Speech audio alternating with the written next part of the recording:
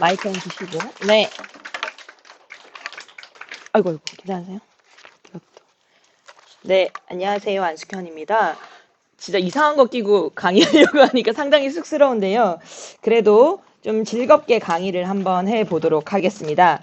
참고로 지난 강의까지 너무 긴장된 속에서 조금 딱딱하지 않았나 해서 제가 이번에는 선물을 좀 준비했습니다. 강의를 하다가 제가 혹시 질문하는 거에 맞추시면 이런 선물이 있다고 합니다. 네. 지금 주로 이렇게 퀴즈 선물에 눈이 머신 분들이 많아 보이는데, 네. 일단 알겠습니다. 네. 좀 시작을 해보려고 합니다. 저는 3강 강의를 맡았고요. 서울시당 위원장 안숙현입니다. 강의에 들어가기 전에 저희 1강, 2강 한번 생각해 볼까요? 1강에서는 저희가 국면, 극우, 시민항쟁과 대선이라는 키워드를 통해서 현재 정세를 돌아봤었어요. 기억이 나시나요? 퀴즈 아니면 기억 안 나시는 거 아니죠? 네. 그리고 진보 정당과 원외 정당이라는 두 가지 키워드를 통해서 현재 정의당이 어떤 상황인가를 규정했었습니다. 그래서 결국 정의당이 지금의 상태보다 다시 새롭게 도약하기 위해서는 진보 정당의 본성을 구현해 나가는 과정이 필요하고 그 구현 과정은 당내에서 혁신 세력을 만들어서 새로운 저항 세력들과 연합하는 것으로 시작된다는 이야기를 나누었습니다. 2강 돌아볼까요? 2강은 진보 정당의 두 가지 본성 중에서 자본주의 극복, 민주주의 확장 두 가지 본성이 있는데 그 중에서 자본주의 극복을 위해서 또 다른 플랜이 제안하는 플랜을 얘기를 했었어요. 특히 착취를 넘어서 수탈이라고 하는 개념으로 자본주의를 좀 새롭게 분석을 했었고요. 수탈에 저항하는 새로운 세력을 규합해 나가기 위해서 우리는 어떤 역할을 자임해야 하는가 이런 이야기를 나누었습니다. 오늘 3강은 그 본성 중에서 민주주의 확장이라고 하는 진보 정당의 또 하나의 본성 방향에서 이야기를 할 텐데요. 일단 민주주의가 도대체 뭐냐? 어떤 역사를 거쳤냐? 그리고 민주주의와 진보 정당은 어떤 관계인가를 돌아볼 예정입니다. 그리고 마지막으로 민주주의 확장을 위한 또 다른 플랜이 제안하는 제안을 같이 나누면서 강의를 마치려고 합니다. 지난 4개월간 우리는 광장에 있었습니다. 광장에서 새로운 민주주의를 경험했습니다. 그리고 새로운 민주주의뿐만 아니라 한계도 여실히 느꼈던 기억이 나시죠? 헌재만 바라봐야 했고 국회만 바라봐야 했던 그 경험을 생각해 보면서 오늘 민주주의 강의를 시작해 보도록 하겠습니다. 본격적으로 응원봉은 의사봉이 될 수 있는가 시작하겠습니다. 잠시만요. 네, 저는 아주 친절하게 또 목차를 정돈해 봤습니다. 네, 목차 볼게요. 제일 먼저 민주주의에 대한 오해와 진실이 무엇이었는지 다루면서 민주주의라고 하는 것 자체의 본성은 무엇이었는가 이야기합니다. 두 번째는 민주주의 역사를 통해서 민주주의가 최초로 탄생했을 때의 본래의 의미가 어떻게 왜곡되고 변질되어 갔는지를 다룰 겁니다. 다음으로 세 번째는 그 민주주의 역사와 진보 정당은 도대체 어떤 관계에 있는가 라고 하는 것. 그래서 진보 정당의 역사가 갖는 특징을 알아볼 것입니다. 네 번째는 이제 역사를 통해서 민주주의도 보고 진보 정당과의 관계도 봤잖아요. 근데 지금 현재 대한민국 민주주의는 도대체 어떤 상태인가 짚어볼 건데요. 저는 제목을 작동하지 않는 자유민주주의 고장난 87체제라고 이름을 붙였습니다. 네, 그리고 지금의 대한민국의 민주주의가 뭔가 문제가 있으니까 제가 작동하지 않는다, 고장났다고 얘기를 했겠죠. 그럼 이제 해결을 해야 되잖아요. 그러려면 어딘가에서 좀 영감도 얻고 이래야 되니까 새로운 민주주의 확장을 위한 모티브가 되는 여러 사례들을 보면서 민주주의 확장을 위한 플랜, 그리고 그것을 위한 정의당과 또 다른 플랜은 도대체 무엇을 하자고 하는 것인지 제안을 하면서 이야기를 마치려고 합니다. 첫 번째 이제 민주주의에 대한 오해와 진실에 들어가기에 앞서서 이것은 지난 7월 1일 국무회의 장면입니다. 이때 이재명 대통령이 얘기했어요. 대한민국은 주권 국가이고 이 나라의 모든 권력은 국민으로부터 나오는 것. 직접 선출된 권력에 의해서 국민 주권은 발현된다. 이렇게 얘기를 했는데요. 이거 국무위원들한테 쉽게 말하면 경고한 거예요. 니네 임명된 주제에 선출된 국회의원들 잘 모셔라. 이 얘기한 거거든요. 네. 근데 여기에서 보시면 직접 선출된 권력에 의해서 국민 주권이 발현된다. 직접 선출된 권력 누구죠? 국회예요. 대통령이고. 맞죠? 근데 여러분 국회가 나를 정말 잘 대변한다고 생각이 드십니까? 네. 감사합니다. 네, 그렇지 않죠. 도대체 왜 그럴까요? 근데 우리는 민주주의 얘기해 봅시다 라고 하면 어떻게 생각하죠?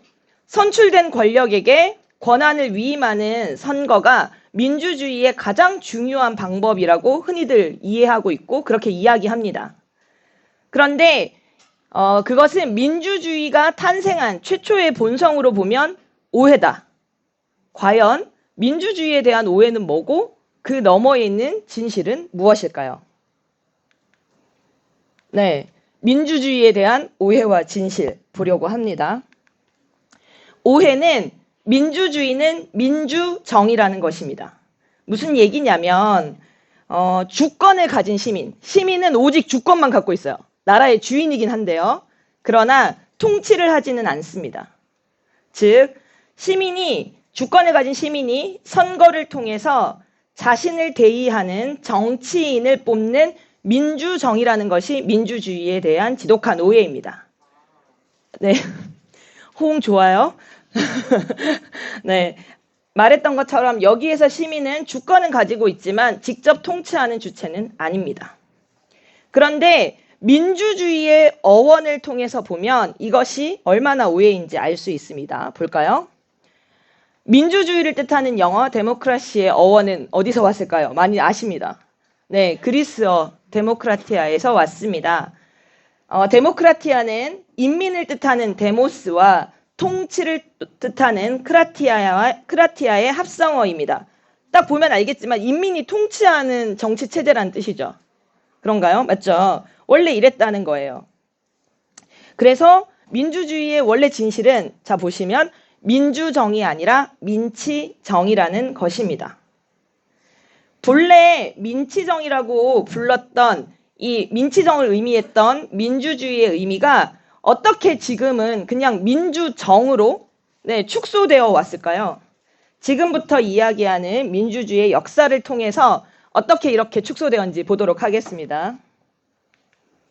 네, 민주주의의 역사를 시대별로 보려고 합니다. 표에서 보는 것처럼 고대의 그리스 민주정과 로마 공화정을 볼 거고요. 그리고 중세를 거쳐서 근대 초기에 자연법과 공화주의 사상을 볼 예정입니다. 그리고 시민민주주의 혁명은 여러분들이 알고 있는 건데요. 프랑스 대혁명, 미국 혁명처럼 보통 시민혁명이라고 알고 있는 건데 이번에 이제 민주주의를 다루기 때문에 제가 시민민주주의 혁명이라고 좀 정돈을 해봤습니다. 그래서 시민민주주의 혁명을 거쳐서 지금 자유민주주의까지 역사를 통해서 살펴볼 예정입니다. 특히 좀 전에 말했던 것처럼 민치정이 어떻게 민주정으로 왜곡되어 왔는지를 중심으로 보시면 좋겠습니다. 첫 번째입니다. 그리스 민주정입니다. 그리스 민주정은 사회 공부하실 때 많이 다 외우셨잖아요. 그쵸? 민주정, 그죠? 네. 그리스 민주정의 특징은 민회이고 모든 관직을 추첨했다는 것입니다. 민회는 시민들의 총회라는 의미입니다. 나라의 중요한 결정, 군사적인 문제, 경제적인 문제, 정치의 문제 등 가장 중요한 결정을 이 민회를 통해서 했습니다. 그리고 모든 관직은 투표가 아니라 추첨을 했어요. 추첨한 사람들이 그 관직을 수행했는데요. 자, 그러면 계속 이렇게 뭔가 운이 좋든 나쁘든 계속 추첨에 걸릴 수 있잖아요. 그래서 같은 관직은 2번까지밖에 못했대요. 그러니까 최대한 많은 시민들에게 관직을 경험할 수 있도록 했습니다. 그래서 그리스 민주정은 그런 시민들이 직접 통치하는 구조였습니다. 물론 한계도 있다는 거 배우셨죠? 시민의 범위가 좁았잖아요. 노예, 여성, 외국인은 포함되지 않았지만 그럼에도 지금과 비교해보면 시민들이 직접 통치하는 구조였다는 것은 무시할 수 없다는 거죠. 네. 비슷한 시기에 로마 공화정을 좀 볼까요? 네. 로마 공화정은 특징이 순환 정치 체제였습니다. 되게 멋있는 왕이 짠 하고 나타나서 군주정을 이뤘어요. 그런데 왕들은 시간이 가면 어떻게 되죠? 네. 아주 독재를 휘두르는 참주가 돼요. 이게 필연이라는 거예요. 로마 공화정에서는. 자, 그런 독재를 휘두르는 못된 참칭하는 왕, 참주정에 대항해서 귀족들이 나타나서 그 왕을 물리치고 네, 집단 지도 체제를 통해서 정치를 합니다. 네, 그러나 예, 맞아요. 근데 이 귀족들도 어떻게 돼요? 또 변한대요. 그러면 어떻게 되죠? 소수가 모든 권력을 독점하는 과두정으로 변질이 됩니다. 과두정은 누가 구할까요? 시민들의 민주정으로 네, 구해집니다. 하지만 이 시민들도 또 변해요. 그래서 군사 정권과 결탁하는 중후 정치가 진행이 된다고 생각했는데 로마 사람들의 특징은 중후정에서 또 끝나는 게 아니라 또 다시 군주, 끊임없이 순환한다고 생각을 했습니다. 순환이 되기는 하지만 순환 과정 중에도 보면 과두정이라고 하는 문제를 해결하는 건 뭐였다고요? 네, 시민들의 직접 통치, 민치정이라고 하는 것이었습니다. 네, 이 당시에 물론 그리스만큼의 크게 이제 뭐 민회가 있거나 이러지는 않았지만 로마에도 민회가 존재했고 추첨제가 다 존재했습니다. 한계가 있지만 분명히 민치정이 구현되는 시대였습니다. 그래서 고대의 특징은 민치정이 구현되는 시대였다라는 것입니다. 두 번째는 자연법과 공화주의 사상에 대해서 얘기를 해보겠습니다. 네, 인간에 의해서 정치체제가 상당히 인간에 의한 정치체제 자체가 인정되지 않았던 암흑기 언제죠? 중세입니다. 중세는 신밖에 없잖아요. 그러니까 인간의 정치체제는 논외였다는 거예요. 그런데 중세가 끝나고 근대가 시작되면서 다시 정치체제에 대한 논의, 그리고 고대에 있었던 민주주의에 대한 논의가 다시 불붙습니다. 자연법과 공화주의 사상이 그 대표적인 사상인데요. 자연법은 뭔가 이렇게 공부를 해보시면 상당히 복잡해요. 뭐 이렇게 철학적인 의미 되게 많지만 그다 공부하실 필요가 없고, 민주정의라고 하는 정치체제에 착목해보면 이런 게 특징입니다. 첫 번째, 자연법은 이렇게 생각했어요. 여전히 중세의 영향이겠죠. 옳고 그름을 판별하는 신이 있다. 신은 자신의 이 올바른 세상을 구현하기 위해서 인간에게 임무를 준다고 생각했어요. 그래서 인간은 신이 주는 의무를 수행하는 자라는 의미를 가지고 있었습니다. 그런데 신의 옳고 그름을 판단하는 그 신의 의무를 수행해야 되니까 아무나 못해요. 누가 할 수 있죠? 소수의 엘리트만 할 수 있다고 생각을 했습니다. 그래서 자연법 사상의 특징은 엘리트주의가 상당히 강력해요. 그리고 이렇습니다. 내가 신의 의무를 수행하려고 하는데 다른 사람의 권리와 충돌될 수 있잖아요. 그렇지 않나요? 신의 임무를 수행하는 과정에서 어떤 사람의 재산을 좀 이렇게 뺏을 수도 있고, 그쵸? 어떤 사람의 생명에 약간 위해를 가할 수도 있는데, 그럴 때 이 충돌이 일어났을 때 누가 조정해 주냐라고 했을 때에는 법을 상당히 중요하게 여겨서 둘 사이의 충돌을 법으로 해결하는 법치주의가 상당히 발전한 시대였습니다. 네, 다음으로 공화주의는 로마 공화정을 기원으로 합니다. 공화주의 기억나시죠? 로마 공화정 기억나시죠? 로마 공화정은 정치체제가 뭐였죠? 네, 순환하는 거였죠. 근데 이제 생각해보는 거예요. 왕정, 귀족정, 민주정이 계속 순환하면서 문제를 일으키니까 문제가 안 일어나려면 어떻게 하면 되지? 좋은 부분만 골라서 합쳐서 정치를 하면 괜찮지 않을까? 그래서 등장한 게 혼합정체예요. 이 공화주의를 채택한 사람들이 보기에는 로마 공화정의 요소 중에서 좋은 것들만 뽑아서 정치체제를 만들면 좋겠다고 생각을 한 혼합정체였습니다. 역시 마찬가지예요. 이 혼합정체를 잘 지켜갈 수 있는 사람은 덕성이 있어야 되는 사람인데요. 덕성은 여러분들 다 갖출 수가 없어요. 소수만 가질 수 있었답니다. 그래서 자연법 사상과 마찬가지로 강력한 엘리트주의를 특징으로 합니다. 네. 지금 우리가 대한민국은 민주공화국입니다 하는 게 민주랑 공화정의 합친 말이잖아요. 그래서 민주공화정은 민주는 뭐라고요? 선출이에요. 이때부터는 선출입니다. 왜? 엘리트니까요. 그 다음에 공화정은 혼합정체를 말하는 겁니다. 생각해보시면 우리나라도 정치체제가 섞여 있어요. 그런 것처럼 이 시기가 되면 짠! 드디어 대의민주주의가 시작됩니다. 민치정에서 이제 대의민주제로 넘어왔다는 게 느껴지시죠? 네. 다음은 시민민주주의 혁명 시기입니다. 혁명이 일어나니까 이런 거예요. 시민들의 의식이 상당히 성장합니다. 내가 부르주아랑 손잡고 왕의 목을 칠 수 있군 이런 걸 배웠을 거 아닙니까? 그럼 어떻게 되죠? 나도 직접 통치에 뛰어들 수 있어. 나도 내 권리를 지킬 거야 라고 하는 거죠. 그래서 내가 직접 통치할 수 있다는 민치정의 요구가 되게 강력해지는 겁니다. 근데 부르주아 입장에서는 왕보다 누가 더 위험하다고 생각했죠? 네, 성난 시민들이 더 위험하다고 생각했어요. 그래서 부르주아들은 노동자, 여성, 농민 이런 사람들하고 손잡고 왕의 목을 치자마자 어떻게 했을까요? 자, 여성 여러분 집으로 돌아가서 밥하세요.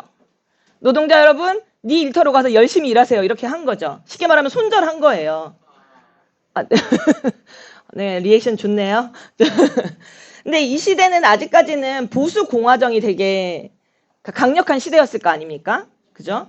근데 그런 가운데에서 일부의 민주파들이 등장합니다. 정치학자들, 그 다음에 여러 정치인들 중에서 그 콩드레세라고 하는 프랑스의 사람이 좀 유명해요. 네. 이 사람의 입장에서는 이렇게 생각을 한 겁니다. 정치, 사회, 경제적 조건을 개선하기만 하면 충분하다. 시민들이 직접 통치할 수 있다. 그런 능력이 된다라고 이야기를 했습니다. 그리고 왕에 의한 전제 정치를 막기 위해서 시민들이 봉기를 일으키면 자유를 회복할 수도 있다고 주장을 합니다. 그 당시로 치면 상당히 파격적이죠. 네. 시민혁명을 인정하는 발언들을 하는 것입니다. 시민들의 요구를 무조건 무시하면 뭔가 다시 폭동이 일어날 것 같아요.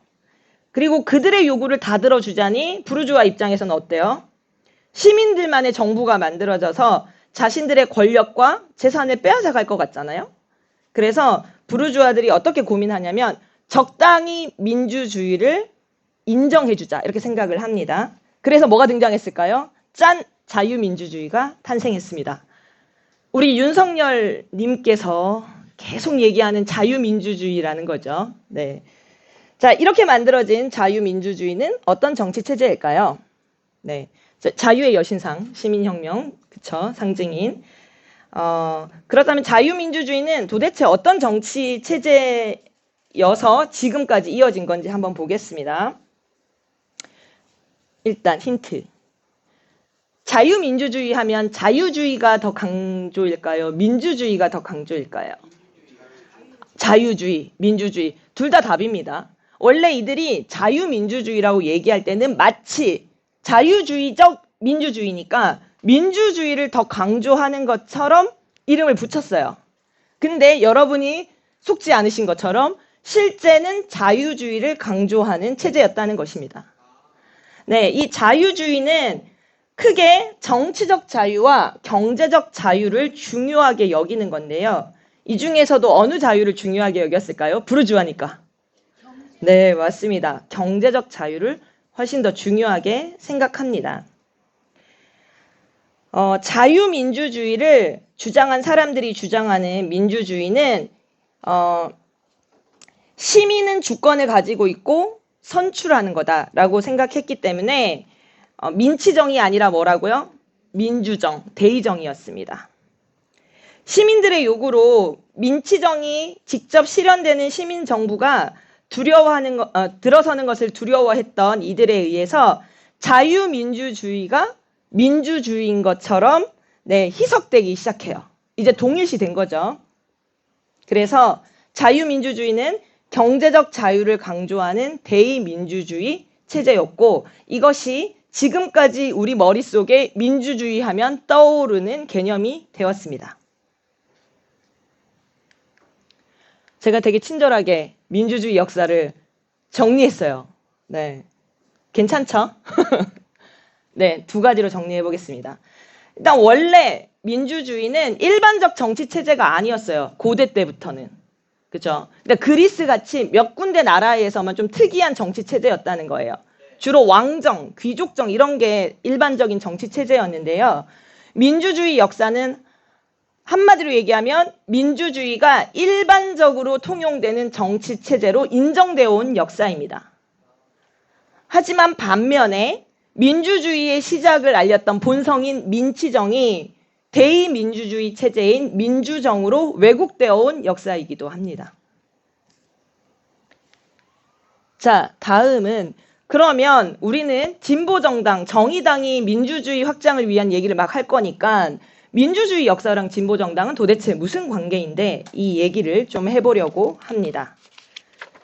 어떤 사물이 탄생하면 그냥 계속 이렇게 10대, 20대로만 살았으면 참 좋겠지만 그렇게 안 살잖아요. 어떡하죠? 탄생하면 성장 막 할 때도 있다가 네, 슬프게도 이렇게 내 나이 먹고 좀 이렇게 퇴보하기도 하고 네, 그러다가 다시 나는 아니지만 누군가에 의해서 새롭게 다시 토대를 구축하는 새로운 사람이 또 탄생하잖아요. 그런 것처럼 진보 정당의 역사도 그 과정을 거칩니다. 그래서 진보 정당의 역사를 탄생기, 비약기, 퇴조기, 토대 구축기로 나누어서 민주주의와 어떤 관계가 있었는지 하나하나 살펴보도록 하겠습니다. 첫 번째 탄생기입니다. 탄생기의 특징은 참정권운동, 노동자정당, 대중정당입니다. 설명을 좀 해볼게요. 시민민주주의 혁명이 끝나고 정치적 권리를 누렸던 부르주아와 달리 기억나시죠? 노동자들에게는 통치는 둘째치고 뭐가 없었죠? 투표권조차 여전히 없었습니다. 혁명을 거치면서 사람들의 정치적 요구는 상당히 높아졌는데 말입니다. 참다 못한 노동자들이 영국의 차티스트 운동 같은 참정권 운동을 진행합니다. 그러다가 1871년 중앙도 아니고요. 주정부 선거에서 남성 보통 선거제가 실시됩니다. 물론 이때 모든 남성은 아니었어요. 약간 재산이 있고 이러긴 하지만 그럼에도 여성까지는 아직 오지도 않았어요. 남성들의 보통 선거제가 실시되는데요. 이 기회를 노동자들이 놓치지 않습니다. 노동자들이 생각합니다. 선거에 뛰어들자. 우리도 이 선거에서 당선자 내보자. 그래서 우리 통치를 해보자. 라고 생각을 하게 됩니다. 자, 선거 치르려면 뭐 있어야 돼요? 정말 정의당 당원님들 같으시긴 한데요. 정당이 있어요. 알고 있습니다, 돈. 네. 정당이 있어야 됩니다. 그 전까지 정당은 부르주아들이 만든 되게 간부 정당이었어요. 부르주아들은 굳이 사람들을 많이 모을 필요가 없어요. 왜요? 권력도 이미 있고 돈도 많습니다. 그래서 부르주아들이 되게 우아하게 있고 네, 살롱이라고 들어보셨죠? 살롱에서 되게 우아하게 정치적 토론 같은 걸 했어요. 이 살롱이 프랑스에서 우리나라로 오면서 잘못 건너와서 의상실 막 이런 거 옛날에 표현할 때 살롱, 미장원 이름 살롱 이런 거 되게 많이 저는 네, 이거 호응하시는 분들 연령대가 딱 나오네요. 나머지 지금 모르시는 분들이 더 많기도 한데요. 네, 이렇게 살롱 같은 데서 소수의 부르주아들이 토론하고 정치를 이야기하던 소수 간부 정당이 드디어 노동자들에 의한 정당이 되면서 대중정당으로 변모해요. 자, 노동자들은 더 많은 노동자에게 정치적 권한을 줘야 되잖아요. 그러니까 어떻게 해요? 입당시키는 게 되게 중요해요. 당에 들어와야 일단 교육을 시킬 수 있고, 그죠? 그 다음에 기억나시죠? 부르주아들은 돈이 있지만 노동자들은 돈이 없어요. 그래서 어떻게 해요? 십시일반 돈을 모아야 되기 때문에 지금 정의당이 이렇게 진성당원제라고 해서 돈을 많이 내시잖아요. 그쵸? 네, 민주당 뭐 이렇게 보수정당보다 10배 내고 계시거든요. 네, 그래서 당비도 당연히 이렇게 내게 되는 거고요. 그 다음에 일상 시기에 노동자들의 정치 의식을 높여야 되니까 교육이 되게 많이 진행이 됩니다. 그리고 지지를 얻기 위해서 선거 때만 움직여서 나 지지가 안 와요. 그럼 어떻게 해야 되죠? 일상 시기에 다양한 캠페인 같은 거 해야 되잖아요. 그래서 일상 시기에 활동이 되게 많이 개발되는 거예요. 자, 제가 지금까지 얘기한 정당 뭐죠? 진보 정당의 모습이죠. 진보 정당의 모습이 여기 다 그때 만들어진다고 생각하시면 돼요. 그래서 본격적으로 대중 정당이 되는 거죠.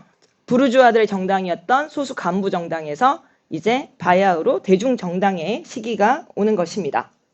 그래서 정리를 해보면 민주주의를 확대하고 확장하는 것은 진보 정당의 탄생부터 가졌던 본성일 수밖에 없었다는 거예요. 노동자들에게 투표권을 주고 정치적 권리를 주는 것으로 시작이 됐다는 얘기죠. 다음은 비악기입니다. 진보 정당의 비악기 사례로 러시아 소비에트와 이탈리아 노동자 평의회를 얘기해 보려고 합니다. 진보 정당이 비약했던 시기는 러시아가 소비에트 혁명에 성공하면서 이 영향을 유럽 전역이 받으면서 힘입게 됩니다.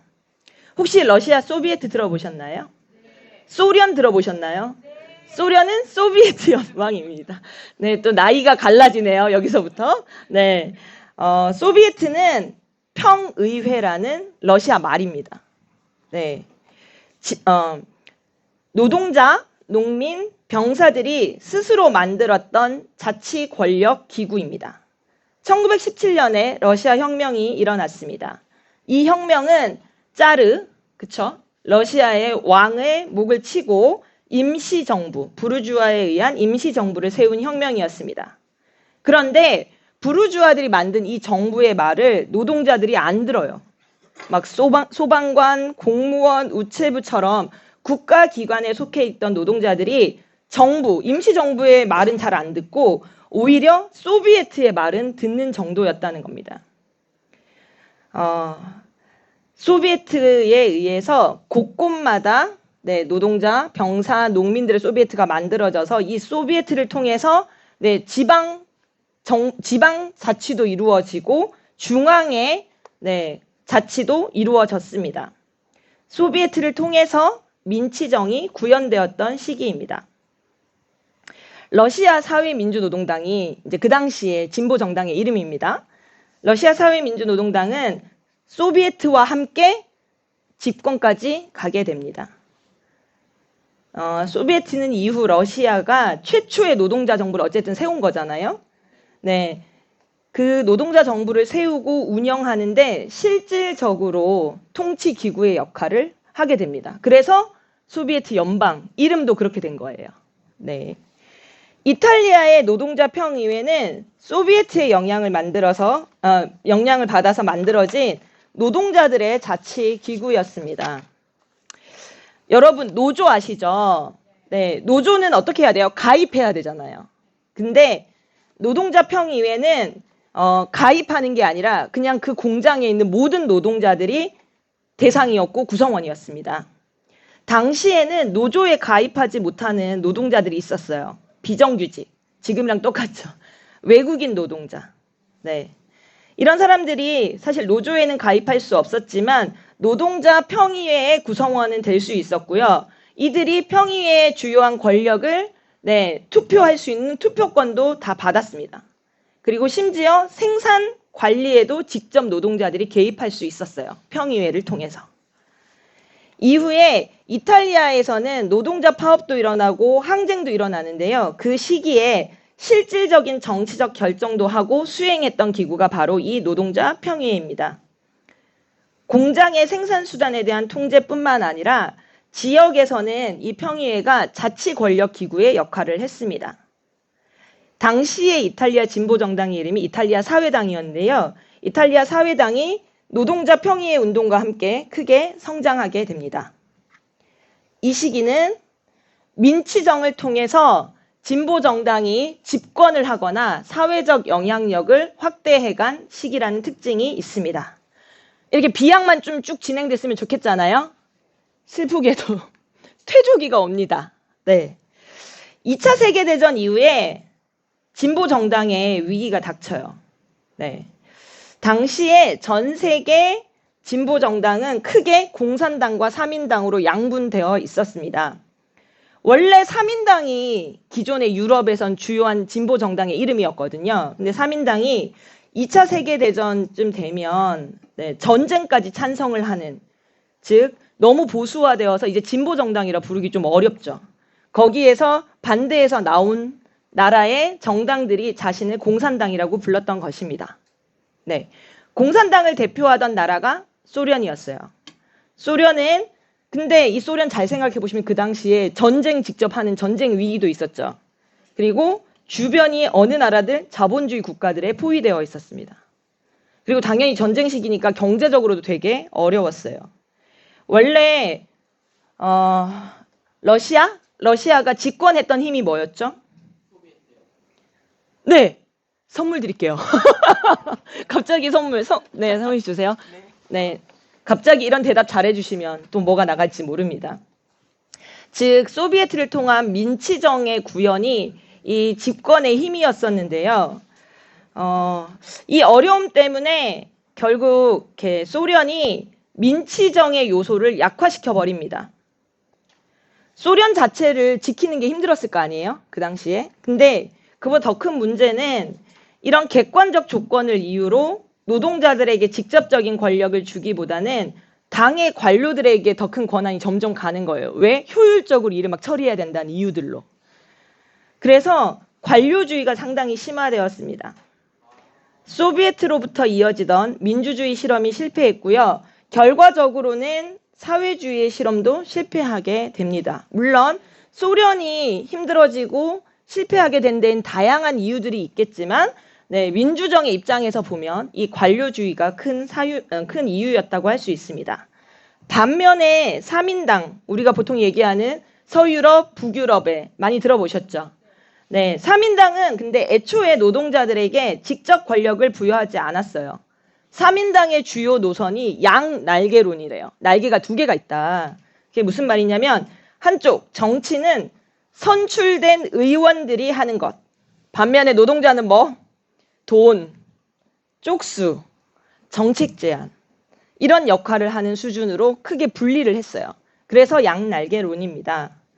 대의민주주의 자체가 아예 기본 노선이었던 것입니다. 당은 점차 당원들의 직접적인 행동보다는 의원들의 활동이 상당히 중요해져 갑니다. 그게 의회는 되게 중요하잖아요. 진보정당한테도. 근데 의회 주의까지 간 거죠. 의회 주의에 빠지게 된 것입니다. 노동자들은 이제 아까 말한 것처럼 이렇게 동원 대상으로만 전락하게 되는 것이죠. 의회주의에 빠진 당은 노동자들의 요구를 수용하는 것보다는 연정을 하고 있는 보수 정당의 요구에 훨씬 더 민감해져 갔습니다. 점점점 보수적으로 변해갔죠. 이 시기는 민치정이 심각하게 후퇴하면서 진보 정당의 원래 토대가 뭐예요? 그런 노동자, 그쵸, 농민 이런 쉽게 얘기하면 저항 세력들의 연합된 힘이 이 토대였는데 점차 토대가 붕괴되어 갑니다. 네. 노동자들의 직접적인 통치가 보장되지 않는 진보 정당은 보수 정당과 별로 다를 바가 없죠. 매력적이지 않잖아요. 그러니까 진보 정당도 점차 약화되어 가는 것이었습니다. 이제 토대 구축기에 대한 얘기를 할 텐데요. 진보 정당의 토대가 이렇게 확 무너졌었잖아요. 근데 사람들이 진보 정당에 대한 꿈은 늘 있으니까 포기하지 않고 이 토대가 무너진 폐허 위에서 새로운 진보 정당 운동의 실험이 펼쳐지는 시기라고 말을 할 수 있고요. 사실 지금도 토대 구축기예요. 어떻게 보면. 네, 비약하고 싶습니다. 베네수엘라의 공동체 평의회와 스페인 포드모스의 직접 민주주의를 사례로 좀 얘기해 보도록 하겠습니다. 공동체 평의회 많이 들어보셨죠? 평의회 엄청 나오잖아요. 노동자 평의회. 근데 베네수엘라는 공동체 평의회예요. 네. 노동자, 여성, 장애인, 성소수자 이런 부문 현장과 지역에서 직접 만들어진 민중들의 권력 기구였습니다. 이 당시에 베네수엘라에 그 차베스라고 하는 대통령이 있어요. 차베스는 군인이었는데요. 베네수엘라가 석유 생산량이 4위예요. 전 세계적으로. 그러면 이 석유만 잘 파서 살아도 뭐 모든 국민이 되게 행복하게 어느 정도 살아야 되잖아요. 근데 석유는 소수의 재벌에게 다 집중되어 있고, 베네수엘라의 80년대 이럴 때 사진 보시면 산 비탈에 다닥다닥다닥 되게 판잣집이 많아요. 그러니까 되게 많은 수의 시민이 빈민이었다는 거예요. 그러니까 베네수엘라는 딱 두 개 유명했대요, 그 당시에. 석유 생산량과 미인 대회의 우승자. 박희원 당원님 상당히 끄덕이시네요. 그러니까 분명히 이런 부가 있는 나라면 되게 많은 시민들이 잘 살아야 되는데 그러지 못했던 거죠. 미국, 그 다음에 자본, 그쵸. 이런 데 모든 권력과 부가 집중되어 있었기 때문인데, 이것에 대해서 시민들이 봉기를 일으키는데요. 그때 나선 리더가 바로 차베스였습니다. 차베스가 이제 집권을 하는 동안 어떻게 했을까요? 수많은 반혁명이 일어납니다. 이게 무슨 얘기냐면, 어떤 사람이 혁명을 통해서 이제 권력을 가지면 그 기존에 있던 기득권들, 누구죠? 이 베네수엘라는 남미니까 미국, 그죠? 그 다음에 자본가들, 그죠? 군부, 이런 데들이 모두 결탁해서 어떻게든 차베스를 끌어내리려고 애를 쓰게 되는 것입니다. 심지어 미국 CIA는 이런 류의 남미 정부들의 대통령을 죽이기도 해요. 그게 칠레의 아옌데 대통령의 사례거든요. 네. 그 정도였던 거죠. 근데 이 차베스 정부를 지킨 게 누구였냐면 시민들이었습니다. 시민들은 누구냐면요, 이런 거예요. 차베스가 당선되고 난 다음에 헌법을 새로 제정하겠다고 이야기를 해요. 재헌 헌법을 만들겠다. 자, 그러면 기존에 있던 베네수엘라 헌법이 얼마나 문제인지를 알아야 되잖아요. 그래서 주민들이 335 자발적으로 모여서 우리 헌법을 공부하자. 손바닥만한 헌법을 들고 다니면서 공부했던 서클들이 되게 많이 생기는데, 그 서클의 이름이 볼리바리안 서클이에요. 이게 전국적으로 수백 개, 수천 개가 생기는 거예요. 네. 그런데 이제 차베스가 안정적으로 집권하면서 이 볼리바리안 서클을 공동체 평의회로 확장시켜서, 네, 이들에게 베네수엘라의 차베스 정부는 입법권, 행정권, 예산의 일부를 분배합니다. 네, 이들이 베네수엘라 정부를 지켜가는 힘이 되었습니다. 스페인도 그러니까 우리나라랑 되게 비슷해요. 우리 지금을 무슨 체제라고 하죠? 87년 체제라고 하잖아요. 87년에 헌법이 제정되고 안 변하고 있잖아요.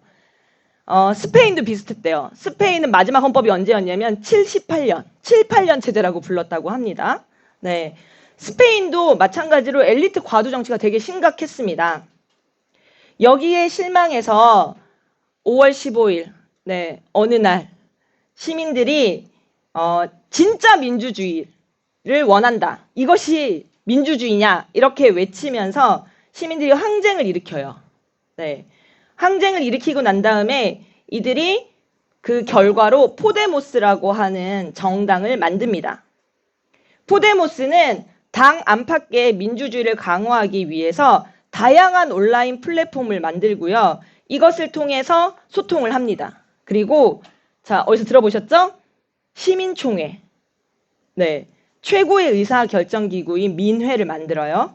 그리고 지역별, 주제별 자치조직인 시르쿨로라고 하는 것을 만듭니다.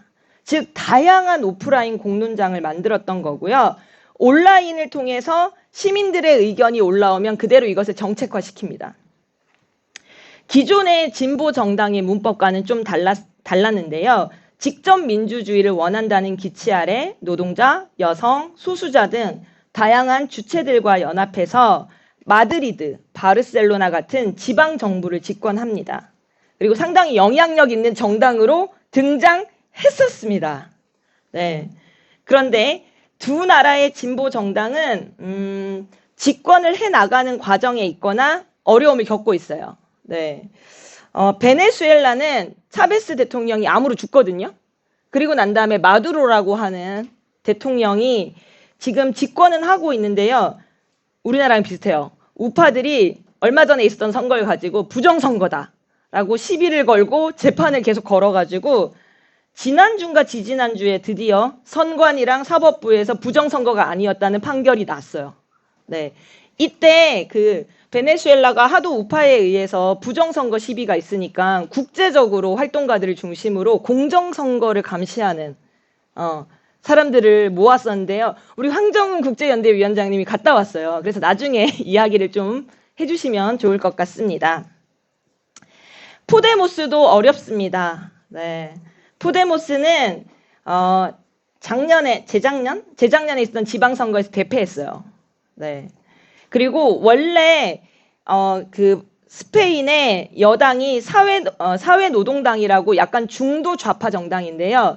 이 정당의 연정 파트너였었거든요.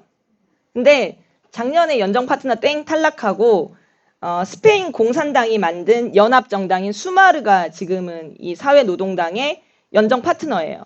그래서 어렵습니다. 의석수도 되게 많이 줄었고요.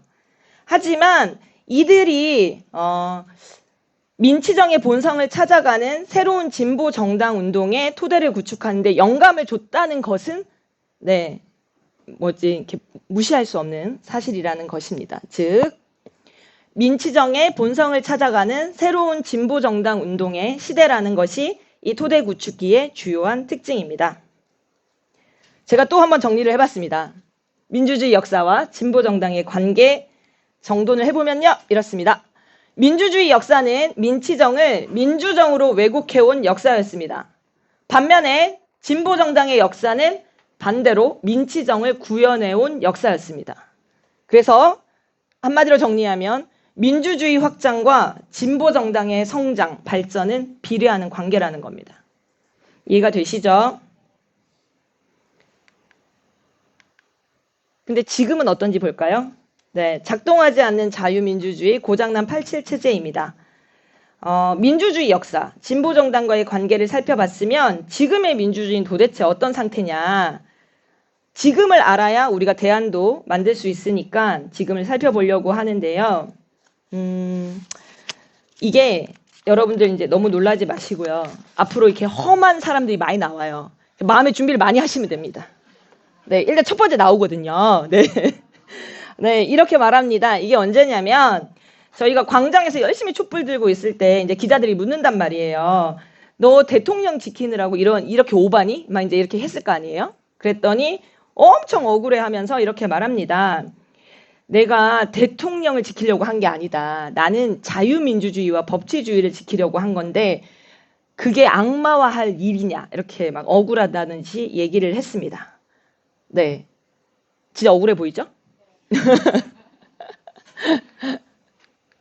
네, 자유민주주의 다시 돌아가 보겠습니다. 앞에서 다루었습니다. 기억이 나시죠?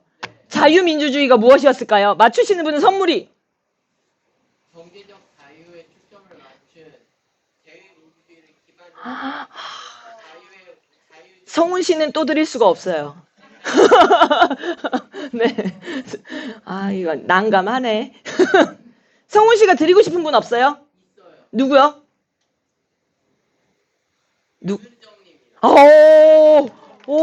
네, 이게 있어요. 안심 키트래요. 이 뭐죠?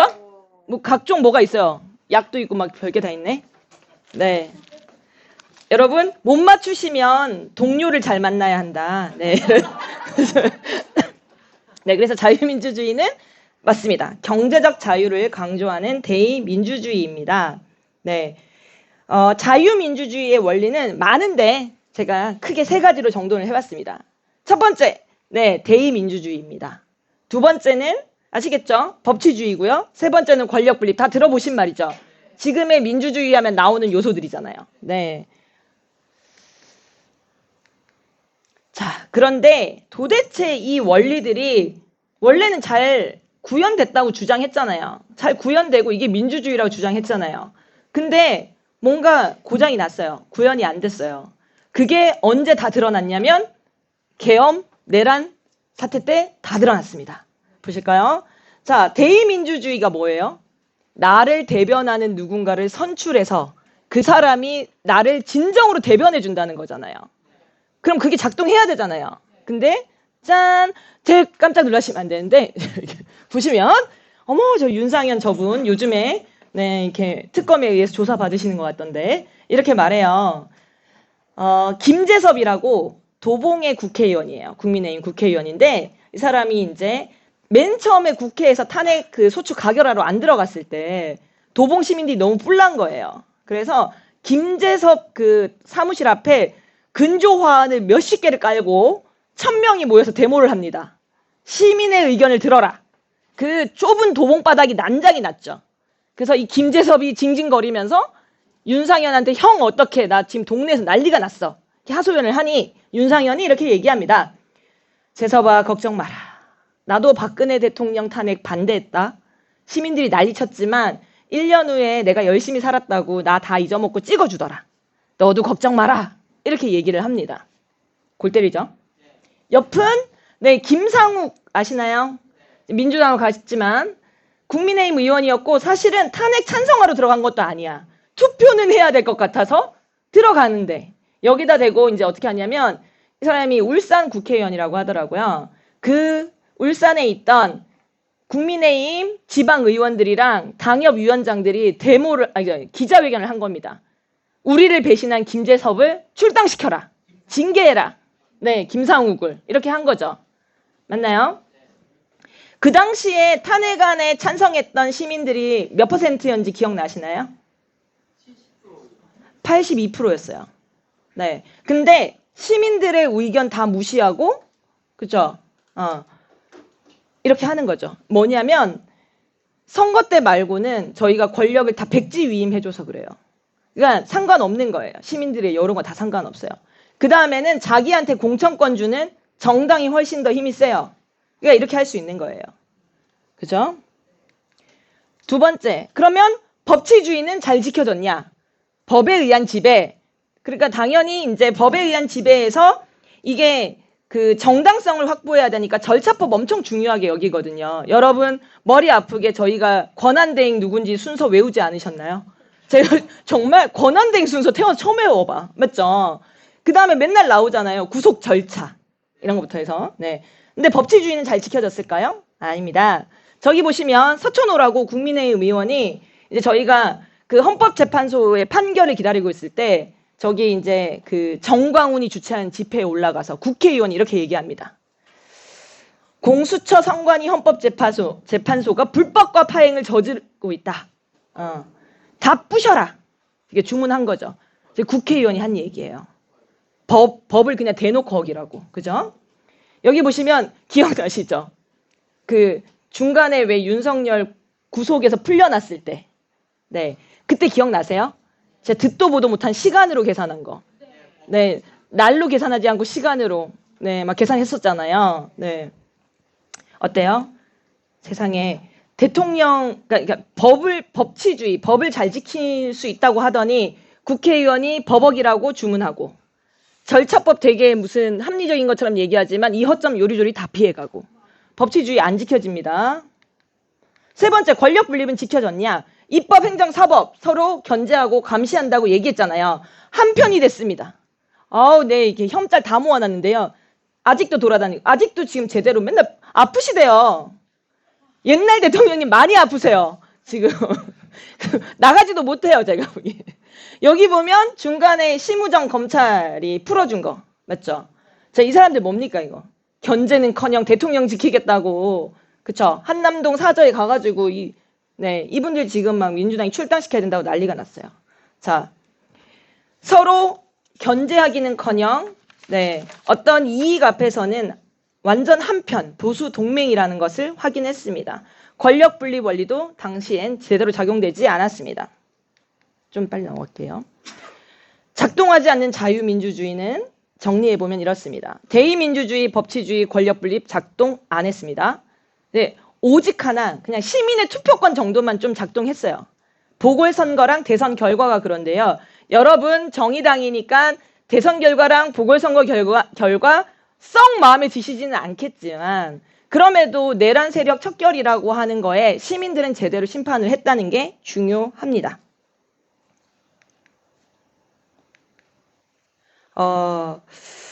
현재 민주주의를 이해하기 위해서는요, 전 세계적인 포스트 민주주의 현상을 좀 이해를 해야 됩니다. 뉴 민주주의 하면 뭐죠? 새로운 민주주의. 민주주의가 지금보다 나아진 혁신한 민주주의란 뜻입니다. 포스트 민주주의는요? 탈출, 탈하다는 뜻입니다. 민주주의에서 탈하다는 뜻인데요. 무슨 얘기일까요? 이렇습니다. 자, 룰이 없는 착취 사회인 신자유주의가 심화되고 난 다음에 기억나시죠? 진보 정당은 붕괴해 있고 저항 주체들이 사라지고 있었죠? 네. 보수 정당들은 이제 어떠한 저항도 없이 신자유주의 정책을 마구 수용합니다. 먹고 사는 문제를 아무도 해결 못 해줘요. 정치가 해결 못 해줘요. 정치에 대해서 불신이 어마어마해졌겠죠? 근데 지금 정치 체제가 뭐예요? 네, 민주주의잖아요. 민주주의에 대한 불신이 생긴 거예요. 내가 먹고 사는 걸 해결하지 못하는데 민주주의가 뭐가 중요해? 전체주의든 독재든 내가 먹고 살기만 해준다면 난 뭐든 상관없어라고 하는 마음이 생긴 거예요. 그러니까 전 세계적인 극우와 이런 거 다 비슷한 성향이에요. 네. 포스트 민주주의의 특징은 두 가지인데요. 탈정치화와 과두제화입니다. 말 좀 어렵죠. 근데 이거 사례로 보면 간단합니다. 제가 지금 속도를 막 빨리 내고 있는 것은 천천히 너무 얘기를 해서 시간이 많이 갔기 때문입니다. 네. 탈정치화는, 자, 탈정치화 하면 무슨 생각 드세요? 시민들이 정치에 무관심한 거 생각 드시죠? 아닙니다. 어떤 이유로 정치에 무관심하게 만들었다는 뜻이에요. 이해가 되시나요? 대표적인 사례. 정택의 중도 수렴성과 광적 팬덤 정치입니다. 그러니까 민주주의, 원래는 시민들이 통치하는 방법이잖아요. 네. 그런데 이게 작동이 안 된다는 것은 뭐죠? 정치가 안 된다는 거예요. 이해가 되시나요? 네. 근데 대표적인 사례가 뭐냐면요. 이런 건데요. 일단 민주당, 우리나라로 치면 국민의힘 되게 죽일 듯이 서로 싸우잖아요. 네가 없어져야 내가 산다라는 마음으로 싸우잖아요.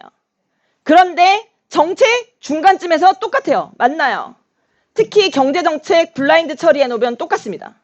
네. 이들은 되게 다른 것처럼 얘기하지만 거의 정책이 똑같기 때문에 이 정책 말고 다른 정책을 원하는 사람들의 선택지를 만족시켜 주지를 못해요. 정치 행위를 할 이유가 시민들한테 별로 없습니다. 두 번째 사례는 광적 팬덤 정치예요. 정치가 자신들의 요구를 해결하지 못하니까 시민들이 사회적으로 이걸 해결하려고 하거든요. 그 다음에 엘리트들에 의해서 적대적인 감정이 있으니까 반지성주의가 요즘에 최고의 이렇게 유행이에요. 자, 이게 결합하면서 어떤 게 나타났냐면 광적 팬덤 정치. 자, 무슨 얘기냐면 이런 거예요. 정치인에 대한 팬덤은 있어야 되잖아요. 정치인이 힘을 내서 열심히 정치를 잘하려면. 그쵸? 눈치도 좀 보고. 근데 이건 어떤 정도가 되냐면 이렇게 되는 거예요. 정치인에 대한 단순 팬덤을 넘어서 정치인을 압박해요. 그리고 반민주적인 선택을 강요하기도 합니다. 정치인에게. 그리고 팬덤 대상인 정치인을 누가 비판하거나 너 팬덤 나빠, 광적 팬덤 나빠라고 얘기하면 공격의 대상이 됩니다. 그래서 주로 정의당이 욕을 많이 먹는 거예요. 여러분 아시죠? 네. 지금 그 조국 사면에 저희가 잘못 말 얹으면 저희 광적 팬덤에 죽어요. 제가 보기에는. 그런 상태가 된 거죠. 두 번째는 과두제화입니다. 과두제화는 특징이 뭐냐면 소수 엘리트가 정치를 독점하는 시대라는 뜻입니다. 그러니까 적은 수의 우두머리, 과두가 정치를 한다는 의미인데요. 소수 엘리트에 의해서 정치가 독점되어서 이들이 정치적으로 과대대표되는 건데 첫 번째 사례는 특정 직군의 정치 독점으로 나타납니다. 우리나라 국회의 20%가 누구요? 법조인 출신입니다. 근데 옆에 보시면 밑에 보시면 0.07 대 20 뭘까요? 법조인을 우리나라 국민 전체 수로 보면 0.07밖에 비율이 안 돼요. 근데 국회에서 20%예요. 과대대표 됐죠. 네. 그 다음에 이 엘리트들은 당과 다 상관없이 뭐예요? 결국 신자유주의 정책 하에서 동맹을 맺습니다. 맞나요? 똑같아요. 그래서 누가 되든 신자유주의 정책을 밀고 나갑니다. 이제 소수의 엘리트를 제외한 다양한 시민들은 의회에 진출하기도 어렵고요. 자신들의 정치적 요구가 받아들여지지도 않습니다. 어차피 정치적 혜택은 우리도 다 알잖아요. 몇몇 놈들끼리 다 먹는다 이런 생각하는 거잖아요. 시민들이 정치를 할 이유가 없어요. 이게 제일 무서운 거죠. 포스트 민주주의 시대의 특징을 그래서 5가지 정도로 좀 정돈을 해보면요. 첫 번째 엘리트 정치 독점입니다. 우리나라로 치면 정치 권력, 자본과 관료가 한편이에요. 두 번째, 그래서 이 엘리트 정치 독점에 대항하려고 하거나 저항하면 어떻게 하죠? 권위적 지배로 찍어 눌러요. 네. 정치가 사유화됩니다. 원래 정치라는 건 공공의 영역이잖아요. 정말 다양한 사람들의 이해와 요구가 실현되어야 되는데 소수에 의해서 사유화됩니다. 정치가 사유화되니까 이제 국가도 사유화돼요. 국가의 공공성이 다 파괴되잖아요. 정치인들이 이거 지 멋대로 사고 팔아요. 2강에서 배웠죠? 토지도 팔고 다 팔죠? 그쵸? 심지어 이 소수 엘리트들과 동맹한 세력들, 친척, 지인들에 의해서 다 팔려나가요. 자, 저 요즘에 특검 보시면 기가 차죠? 네. 김건희 정말 뭘 이렇게 많이 먹었어? 이런 생각이 들지 않나요? 네. 그것뿐이겠어요? 정말 많이 연결되어 있더라고요. 온갖 종교가 다 나와요. 제가 보기에는. 네. 국가를 몇몇 엘리트들이 자기 것처럼 쓰고 있습니다. 정치가 내 요구 안 들어주니까 사회적으로 이제 해결하고 싶은데 기존의 사회적 요구는 누가 있냐면 시민사회가 같이 해줬어요. 근데 시민사회 끝났어요. 지금 다 붕괴됐다고요. 왜요?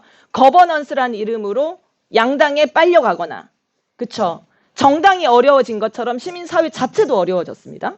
그리고 엘리트들 너무 짜증나니까 엘리트 다 싫어요. 그게 결론은 뭘로 나냐면 반지성주의가 되는 거예요. 예. 그러니까 교육받거나 합리적이거나 이런 거 다 안 좋아합니다. 그래봐야 의미가 없으니까요. 자, 극우소동이랑 똑같아요. 이게 이렇게 일어난다는 겁니다. 네.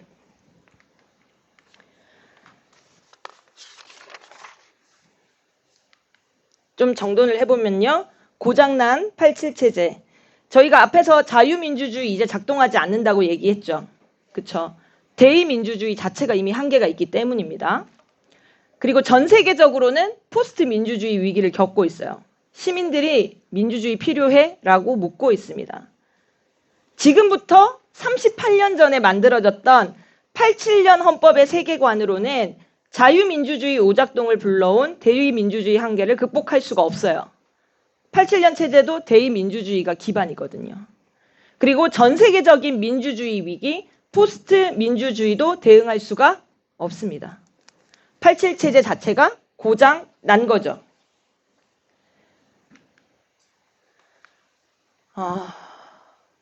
어떻게 해야 될까요? 네. 네?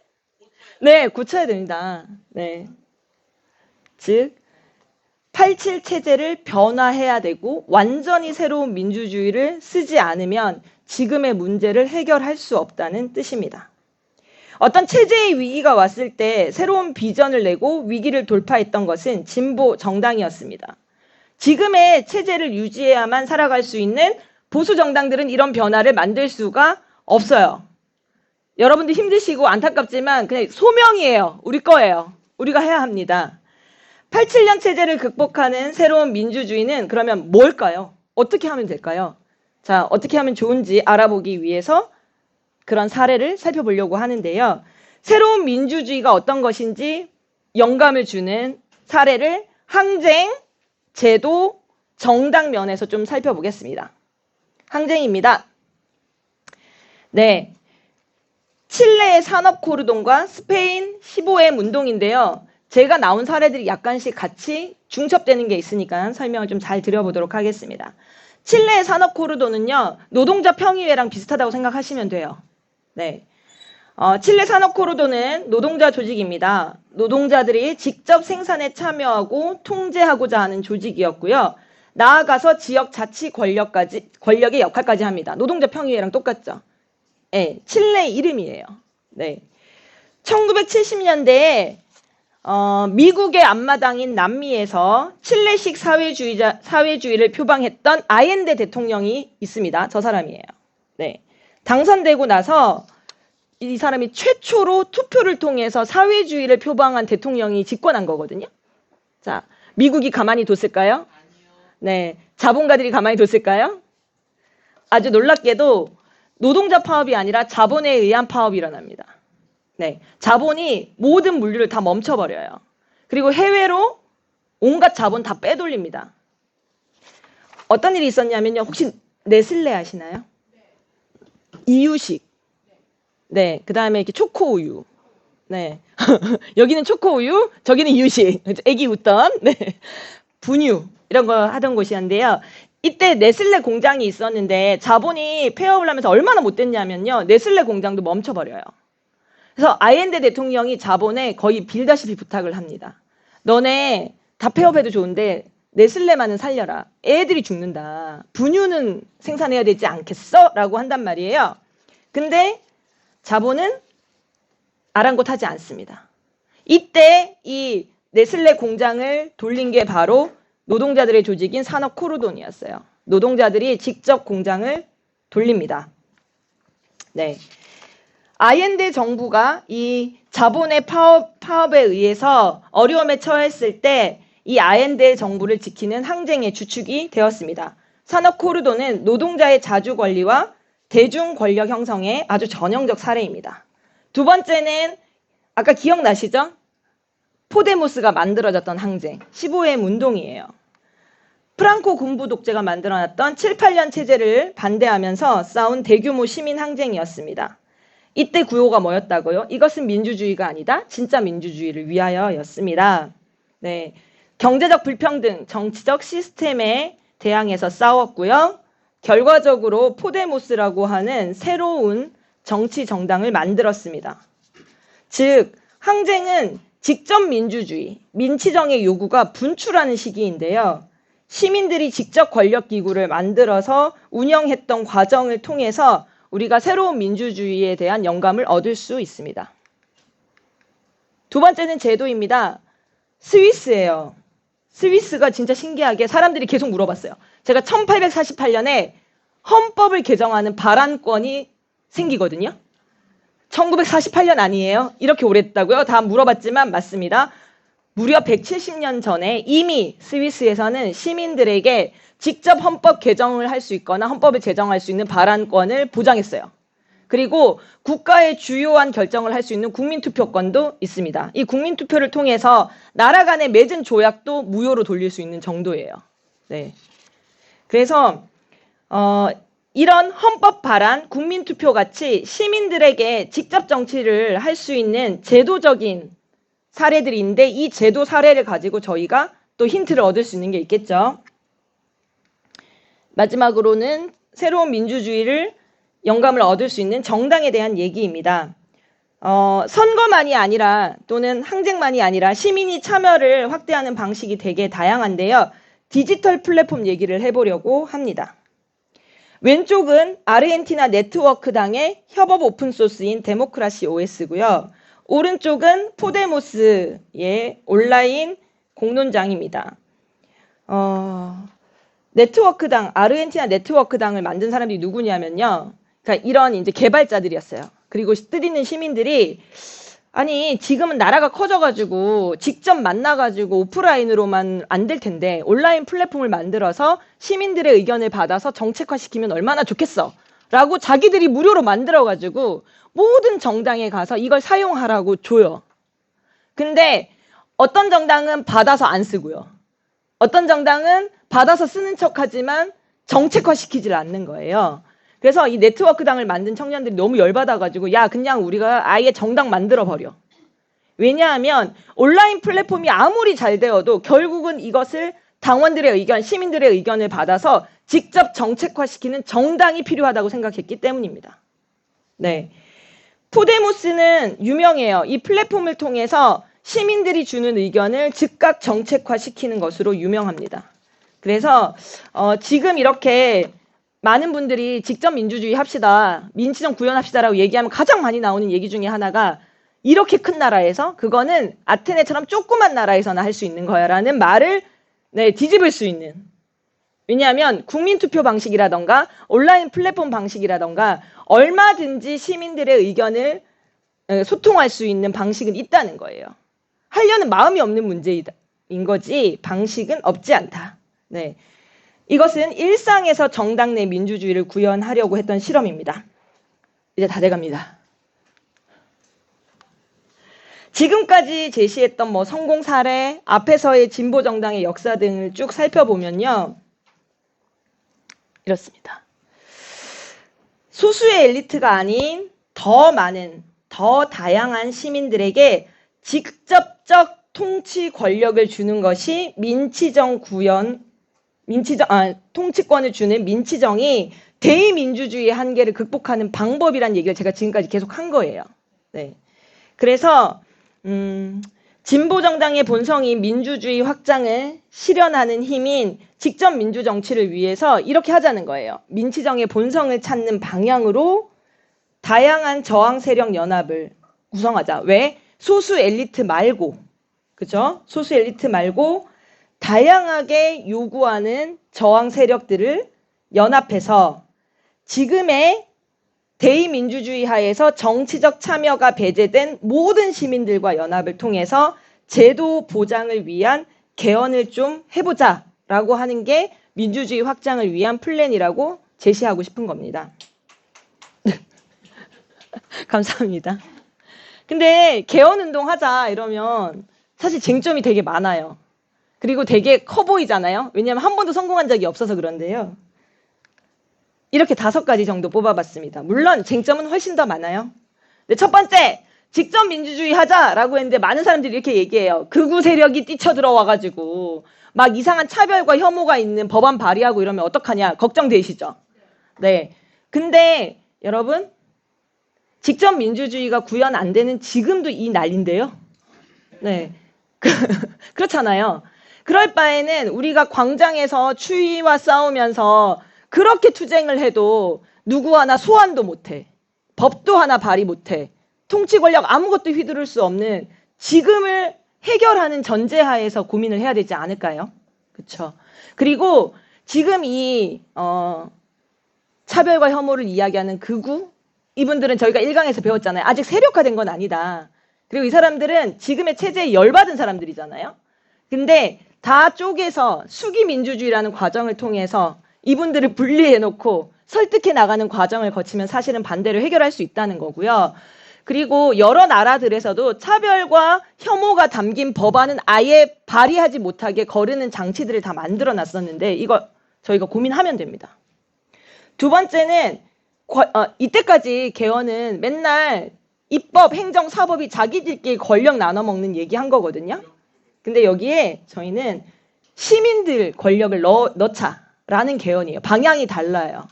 그래서 시민들에게 입법권부터 줘라 이런 거예요. 소환권을 줘라 이런 걸 주장하는 겁니다. 세 번째는 전면 개헌 너무 하고 싶잖아요. 우리나라 헌법 보셨어요? 이게 첫장 다 속이 터지거든요. 그러니까 막 이균정권도 넣고 막 직접민주주의 요소 넣고 막 다 바꾸고 싶잖아요. 자, 그러면 망합니다. 칠레가 이렇게 해서 2번이 부결됐어요. 한 번은 여기가 440개인가의 조항을 넣었는데 많은 사람들이 이렇게 생각한 거예요. 여러 조항을 넣으면 찬성한 사람이 많아지지 않을까? 근데 반대로 내가 440개 중에서 439개는 찬성해.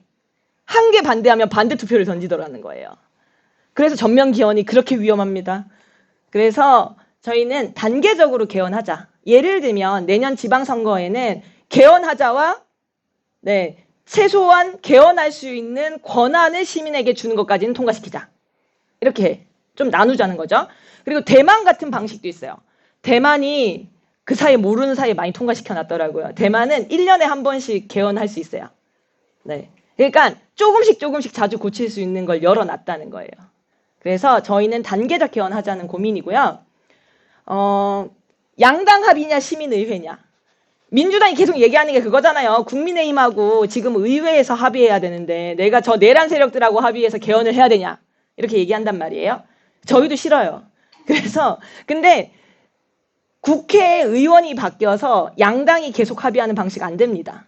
저는 개헌운동은 시민들의 의견이 들어가야 된다고 생각하고 시민들의 참여가 보장되어야 된다고 생각하는데요. 그래서 시민의회라고 하는, 그러니까 공식적인 의회는 아니지만 시민의회라고 하는 기구를 만들어서 시민 참여를 보장하는 개헌을 하자는 것입니다. 지금 이재명 정부에서 개헌 무슨 위원회를 꾸리고 그 밑에 시민위원회 같은 걸 꾸리려고 한대요. 네. 근데 저희는 이것도 반대예요. 왜냐하면 축소되니까. 어떤 정부가 만들어서 요식행위로 이렇게 시민의회 정도 만들면 몇 번 정도 이렇게 토론하다가 결론 내겠죠? 그게 아니라 전면적으로 시민들이 참여할 수 있는 여러 가지 다양한 방식을 짜야 된다고 고민하는 거고요. 마지막은 개헌이냐 개별 법률 제정이냐. 이게 무슨 얘기였냐면 지금 진보정당이 외쳐야 되는 건 차별금지법 아니냐 이런 얘기 되게 많이 해요. 근데 차별금지법이라는 개별 법률 제정하는 것하고 개헌하고 반대되는 게 아니고 상충되는 것도 아닙니다. 네. 같이 가자는 건데요. 근데 그럼에도 차별금지법이 왜 18년 동안 안 됐을까요? 네. 발의권도 없기 때문이에요, 우리가. 그럼 맨날 이렇게 의원들한테 청원하러 다니는 방식인데 그거 되겠어요? 그래서 입법권부터 보장하는 개헌하고 같이 가야 된다는 고민입니다. 정의당이 그래서 저는 이렇게 하자고 말하고 싶습니다. 개헌운동의 플랫폼이 되자. 그리고 개헌운동을 주도하자는 거고요. 이재명 정부가 개헌의 의지가 좀 있는 것 같아요. 그래서 뭐 5.18 전문을 수록하자, 뭐 국민주도 개헌 이런 얘기들이 나오고 있고 7월 17일 재헌절 때 그 발표도 했어요. 그러나 우리가 이야기하는 것처럼 시민들한테 직접적인 권력을 주는 개헌 방향으로는 아직 부족합니다. 그래서 이걸 진정성 있게 주장하는 세력이 되자라는 게 제안이고 제가 모르시겠지만 중앙당 개헌운동 본부장이에요. 네. 다행히 대표님도 하반기에 개헌운동을 같이 했으면 좋겠다라고 이야기를 하셔서 지금 좀 논의를 하고 있습니다. 네. 그 역할을 함께 했으면 좋겠다는 말이고요. 네. 그래서 여러분들에게 이런 제안을 드리고 싶습니다. 개헌운동을 정의당이 주도할 수 있게 힘을 좀 모읍시다. 그리고 또풀에서 당내 개헌운동을 주도하는 세력이 됩시다. 그러기 위해서 공부합시다. 참 주구장창 공부하자고 얘기하잖아요. 네. 근데 저는 많은 분들이 그런 얘기를 하세요. 내가 주변을 설득시키고 싶은데 잘 몰라서 어렵다. 공부하셔야 됩니다. 우리가 한 명 한 명이 어떻게 보면 정의당의 언론이에요. 그렇기 때문에 공부하자는 얘기를 되게 많이 하는 거거든요. 같이 하셨으면 좋겠습니다. 마지막입니다. 응원봉은 의사봉이 될 수 있을까? 처음 했던 질문이죠. 네. 여러분 4개월 동안 광장에서 작동하지 않는 자유민주주의 고장난 87 체제 속에서도 민주주의를 지키고 헌신해온 시민들이 있었고요. 여러분들도 그런 시민들이었습니다. 네. 너무 감사드리고요. 우리가 있어서 사실은 지금의 대한민국이 있다. 박수를 좀 같이 쳐볼까요? 네. 시민들은 응원봉을 들고 또 들었지만 탄핵안 가결도 파면도 직접 결정할 수 있는 힘이 없었습니다. 파면이 연기되면서 헌재만 바라봐야 했던 몇 주간이 있었어요. 상당히 막 속이 터지는 거죠. 맞나요? 그리고 눈앞에 정신없이 내란 우두머리와 세력들이 오고 가는데 우리는 단 한 명도 직접 소환할 수 없었습니다. 탄핵이 인용되던 날 진짜 시민들이 저 울던 게 기억이 나거든요. 얼마나 마음을 졸였을까 이런 생각이 들었습니다. 응원봉은 의사봉을 위한 역할을 충분히 했습니다. 응원봉은 의사봉을 위해서 광장에서만 주장을 하는 존재가 아닙니다. 응원봉과 의사봉은 만나야 하는 것이 아니라 응원봉을 쥔 손에 의사봉을 들 수 있어야 합니다. 그리고 들 수 있습니다. 언손을 호호 불며 응원봉을 꼭 쥐었던 손에 의사봉이 쥐어질 수 있도록 시민 직접 통치를 위한 여정을 함께 떠났으면 좋겠습니다. 감사합니다.